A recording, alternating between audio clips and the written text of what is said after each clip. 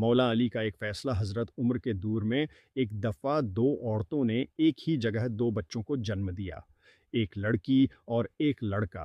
ان کے بعد دونوں عورتوں کا آپس میں جھگڑا ہو گیا۔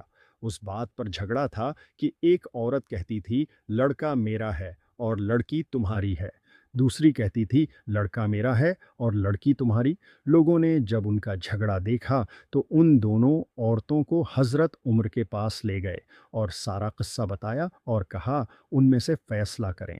حضرت عمر نے کہا کہ حضرت علی کو بلایا جائے، وہی ان کا ٹھیک فیصلہ کرتے ہیں۔ جب حضرت علی کو لوگوں نے سارا قصہ بتایا تو مولا علی نے فرمایا ان دونوں عورتوں کو ایک ایک چھوٹا برتن دو اور انہیں کہو کہ اپنے پچھلے دودھ ان برتنوں میں اپنا اپنا دودھ لے کر آؤ۔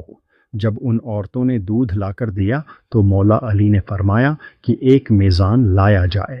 جب میزان لایا گیا تو مولا علی نے اس میزان پر دونوں عورتوں کا دودھ رکھ کر تولا تو ایک کا وزن کم تھا اور دوسرے کا زیادہ۔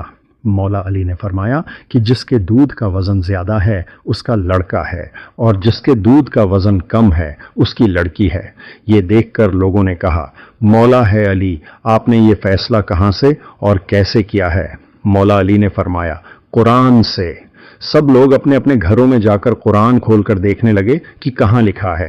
دودھ والا قصہ رات بھر قرآن سے ڈھونڈتے ڈھونڈتے جب صبح ہوئی نہ ملا تو صبح سب لوگ مسجد میں جمع ہو گئے، اور جب مولا علی مسجد میں آئے تو لوگوں نے کہا یا علی، آپ نے تو کہا تھا کہ یہ فیصلہ قرآن سے ہے، مگر ہم نے ساری رات قرآن سے ڈھونڈا مگر ہمیں کچھ نہیں ملا۔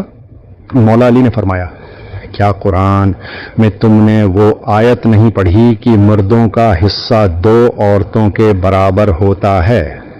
سب نے کہا ہاں یہ آیت تو ہے۔